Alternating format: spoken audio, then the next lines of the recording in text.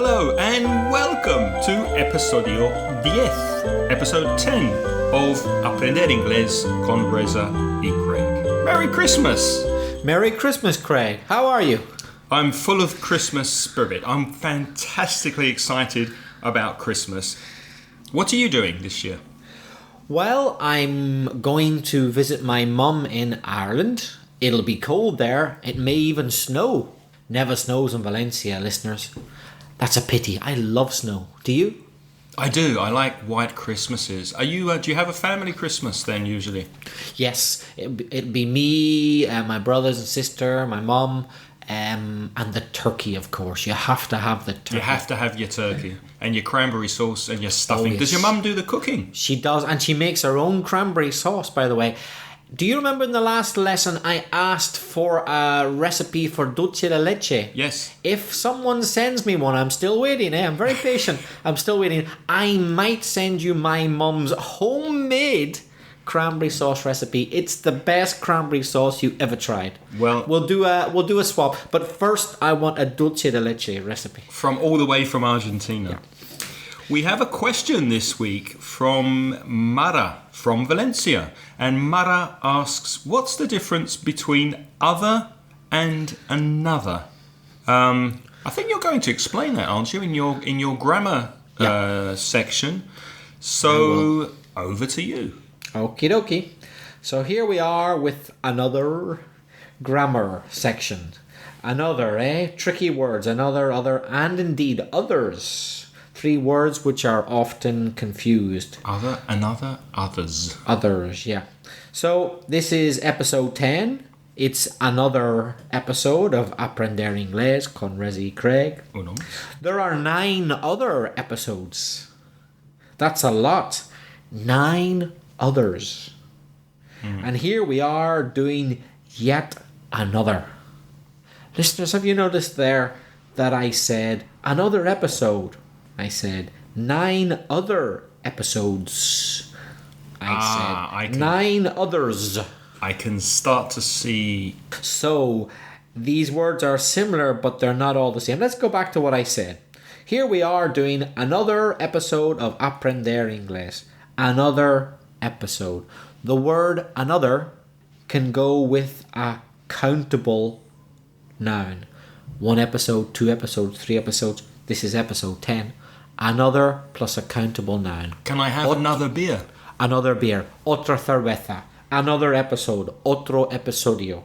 I also said there are 9 other episodes. So don't confuse another episode, that's singular, otro episodio, with 9 other episodes. Plural. 9 episodios más. O 9 otros episodios. So the word other can go with a plural countable noun.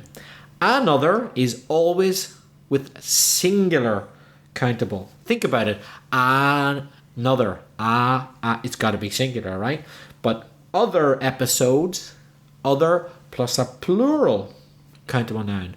Other episodes. So when do you use others? Aha. So I said there are 9 other episodes, and then I said, that's a lot. 9 others. 9 others with S at the end. Because I didn't add the countable plural noun episodes. But it's understood. 9 others. So if I don't use a noun, then I can make the word others plural without any noun. 9 others equals 9 other episodes. So, for example, if you ask me if these books come in different colours, and I say, well, yes, there's red, there's black, there's orange, and then you could say, are there others? Are there others? So, I understand the question is, are there other colours? Yes, both are possible. Are there others equals, are there other colours? So, others goes with no noun, whereas other goes with a noun. Other plus a plural countable noun, other colours. Or another can go with a singular noun. Would you like another cup of tea? I will, after the podcast, thanks. But I have a little bit more to say about that. Another cup of tea. You can also use the word other with uncountable nouns. For example, Craig, you do the mención inglés, right? But you also do other work, don't you? I do. I teach in a school. Okay. I have another job. Aha. Craig does other work. As Craig explained very well in the last episode, that's episode 9, the word work is uncountable.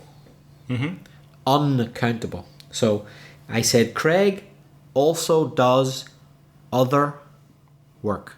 I cannot say another note because work is uncountable. I see. Craig does other work. So you can use other with an uncountable noun. I see. So we say Craig does other work, or Craig does other jobs. Jobs is countable plural. It can also go with other.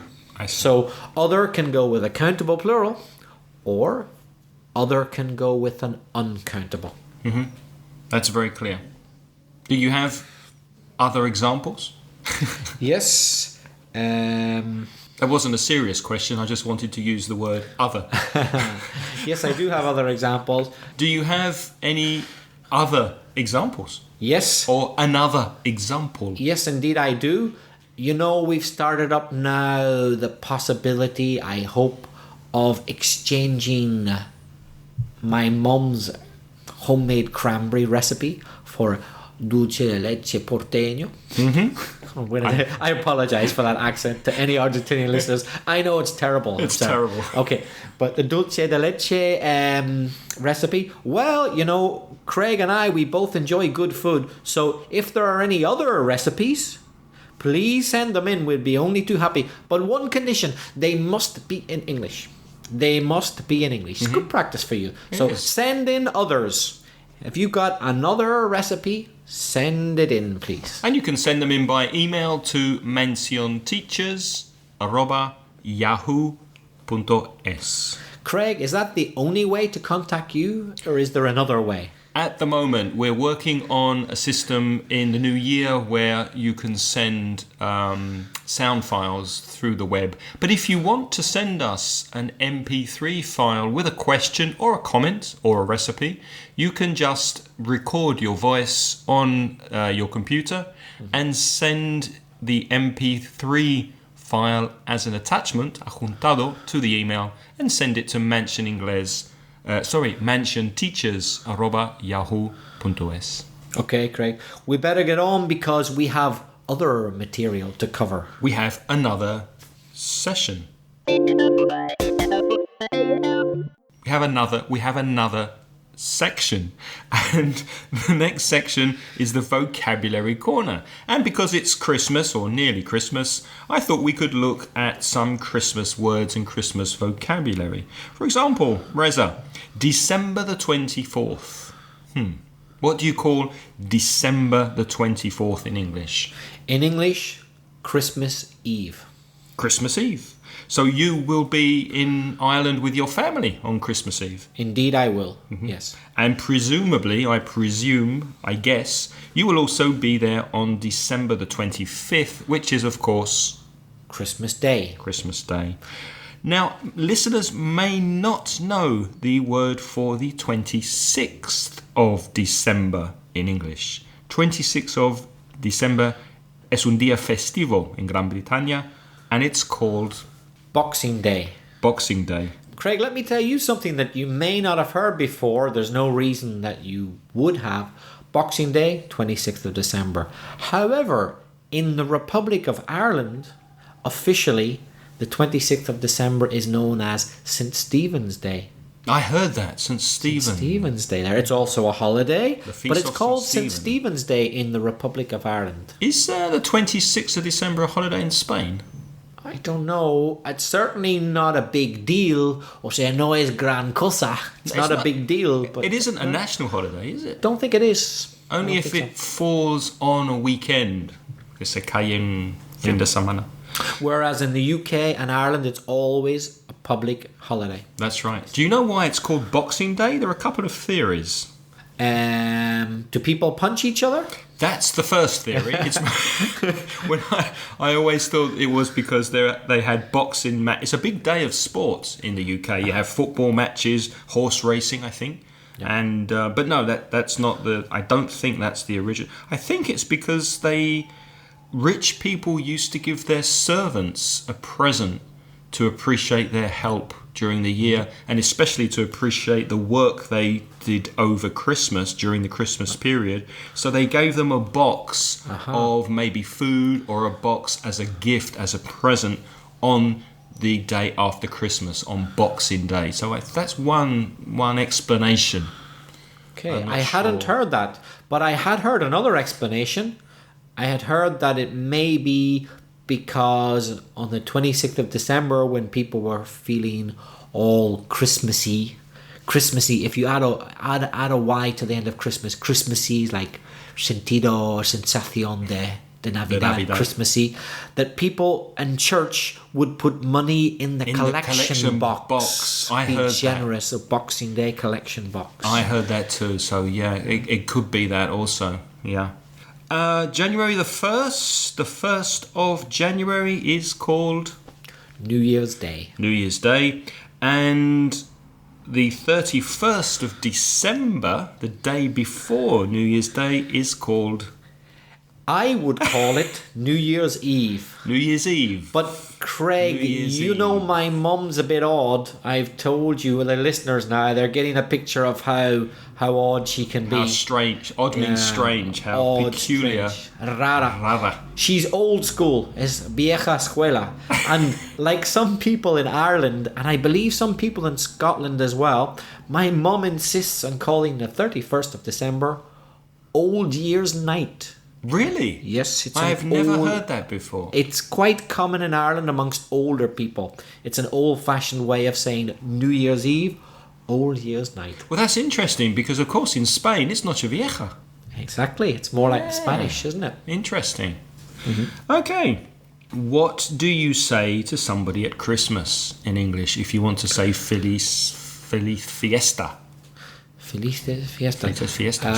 Well, you could say Merry Christmas. Or you could say, if you don't want to mention Christmas because they might not be religious, you could say something like Season's Greetings. Or Season's Greetings. Yeah. Season's Greetings. Happy Holidays. Happy Holidays. Is very politically correct. Yeah. Or Happy Christmas. Just Happy Christmas. Merry Christmas. And how do you say Feliz Navidad y Próspero Año Nuevo? Happy Christmas or Merry Christmas and a Happy New Year or a prosperous New Year. Happy New Year to you and a Merry, Merry Christmas. Be careful with Merry because I had a couple of emails last week wishing us at La Mention en Inglés Merry Christmas, spelled M-A-R-R-Y. Merry Christmas. Merry Christmas. So it's not Mary, it's Merry. M-E-R-R-Y. Hold on, was it M-A-R-Y or M-A-R-R-Y? It was M-A-R-R-Y. Merry Christmas. Merry Christmas. Merry Christmas. Merry Christmas. And if it was one R, it would be Merry Christmas. Exactly. Whoever she is. And finally, when you drink at Christmas and when you have a glass of beer or a glass of champagne or wine and you do this and you touch your glass with another glass, you say salud in Spanish or cheers. Cheers. So that's another useful expression. If you're drinking with English people or Irish people, say cheers. Well, with Irish people, you might say sláinte. Many of us do. Sláinte. Sláinte, which is Irish. In Gaelic. Yes. Right. Uh-huh. Okay. Moving on to our phrasal verb of the episode. What's our phrasal verb this week? What's our phrasal verb this week, Craig? What's it going to be at Christmas? It's wrap up. Wrap up. Of course it is. Not like rap, as in like music, Eminem, and as in rapping. Yo, 50 man, Cent. I'm the teacher of the season. I'm rapping. I'm rapping. No. Oh, how embarrassing! Christmas rapping. Let's cut that out. We're clearly not rappers of that sense, are we, listeners? Oh, we're too white. But we are Christmas rappers. Yeah. We're Christmas rappers in the sense that we put paper around presents. Yes. Yeah. So A very common meaning, and for Christmas is really important, to wrap up a present means to put wrapping paper, papel para envolver, around the present. So envolver, empaquetar. Envolver, empaquetar. Have you wrapped up your presents yet for your family? Not yet, Craig. I'm a last minute man. I normally do mine on Christmas Eve. Have you bought them yet? I have, actually. I've bought a couple of things, but I don't want to say it because who knows? My mum might even be listening to this. Your mum might be listening. She might. You don't want to. No spoilers. No spoiler. I don't want to know what I bought. Don't give anything away. Yeah, but yes, I have. But I haven't wrapped it yet. Another meaning of wrap up, though, which is not necessarily Christmassy, is to wrap up a deal. To wrap up a deal. To complete. Imagine we said, for example, two businessmen, the buyer and the seller negotiated until eventually they agreed. So they wrapped up the deal. They agreed the price, they wrapped up the deal. They completed it. It was finished. Let's wrap this up. So it has that meaning. Or just generally to conclude. For example, this podcast is the last one for 2013. It wraps it up for 2013. It wraps up the year. It wraps up the year. It ends it. It completes it. It concludes it. For the year, listeners, don't cry.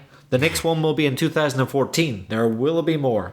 And we should all relax at the holiday time, the festive season. Let's not get too wrapped up in work, Craig. Let's you and I just forget about the podcast for a couple of weeks. Let's not get too absorbed, obsessed. For a week or two, we need to forget about our English teaching work. Let's not get totally wrapped up in our work. Wrapped up, absorbed, involved, obsessed. You don't want to be wrapped up in things. But you can't say we should unwrap. Not to relax. To unwrap just means to take off the paper. The wrapping paper, yeah. It doesn't have an abstract meaning. One last meaning of wrap up, and it's kind of a tip for the listeners as well. Do wrap up well, listeners. If you're in the northern hemisphere. If you're in the southern hemisphere, I appreciate it's your summer. But if you're in the northern, so those of you who are lucky to be frequent eaters of la dulce de leche, Argentina, in the southern hemisphere, this does not apply to you because it's your summer. In the northern hemisphere, do wrap up well because at Christmas time it's cold. Wear your scarves, your gloves. We don't want you to catch cold. Wrap up well. That means put on lots of clothes. Don't expose your skin. Abrigarse. Wrap up well. Abrigarse. As my mother used to say, wrap up warm, Craig. It's cold outside. She was wise. She was wise. Wrap up warm. That's it. That's my phrasal verb wrap up for today. One last thing. Please remember, with wrap, there's a silent W. So it's W-R-A-P, to wrap up. Moving on to pronunciation. In English, we do not say each syllable with the same force, con la misma fuerza, or the same strength. In one word, we usually accentuate or stress one syllable. So we would say one syllable more loudly, más fuerte de los demás. Car has one syllable, so there's no problem. My car. But an example of a word with two syllables is H-O-T-E-L. Now, some Spanish speakers might pronounce that hotel, but we know the stress is on the second syllable. So it's hotel, hotel. A word like important. How many syllables does that have? 3 syllables. 3 syllables. Which one is stressed? Which one is strong? The middle, the second one. The second syllable. So important, important. It might help you to use the words da. The da is the strong syllable. So hotel would be da. Hotel. Important, da. What about, let's look at one root word that has 3 different stress patterns or stress forms. Photograph, 3 syllables. First syllable stressed, da, photograph. But a person who takes photographs is called a photographer. How many syllables? Four syllables. 4 syllables. Which one is stressed? This time it's the second syllable. Absolutely. So, de-da-de-de. Photographer. Photographer. And the adjective? Photographic. Photographic. 4 syllables, but this time the third syllable is stressed. De-de-da-de. Photographic. So listen again to the different stresses. Da-de-de. Photograph. De-da-de-de. Photographer. And de-de-da-de. Photographic. So it's important when you learn new vocabulary, listeners, it's important to mark the stress. If you look in a good dictionary, you'll see a small, very small line before the stressed syllable, like a small comma above the word to show you where to stress the word. And in some course books, in some English books, you may see a small box, you may see a circle, a small circle, a big circle where you stress the syllable, or a big box where you stress the syllable. So pay attention to that, and when you're writing new words in your vocabulary books, make sure you mark the correct stress. Reza, do you have a top tip for us this episode? I do, a very quick tip. I thought I would try and relate it to Christmas. The festive season is a time when you should be relaxing, enjoying yourself, but that doesn't mean you can't practice your English a little bit. You can study a little bit, but let's do it in a nice way. My tip for you is spend the holiday season watching films in English. That's a good idea. In English though, yeah? So what I recommend you do is this.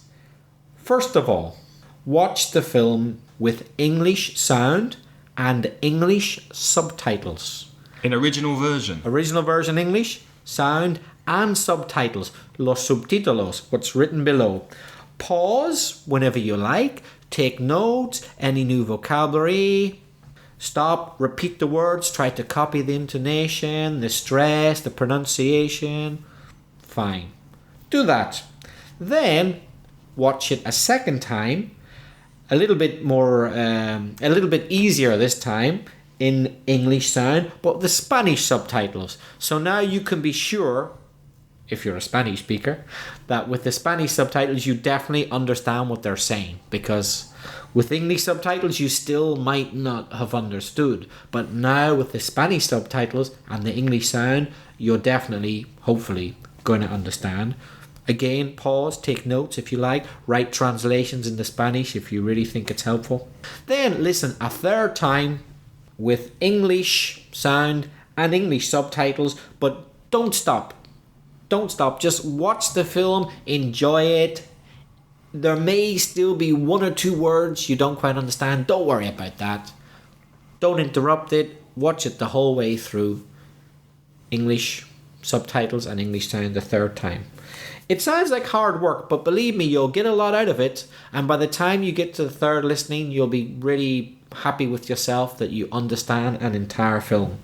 That's my main tip for today. And my other tip, what we said earlier, Craig's mum was right, is wrap up well. Wrap up warm. Don't be getting a cold. That's our most important tip for Christmas. We don't want to start 2014 with a cold or in bed with the flu. So wrap up warm and take care of yourselves this Christmas time. So Reza, shall we wrap up this episode? Yes, it's a wrap. It's a wrap. It's a wrap. That's with a W. That's with a W. We're not going to sing. Rap with an R. No, rap with a W-R-A-P. It's a wrap. There will be no Christmas rapping on this show.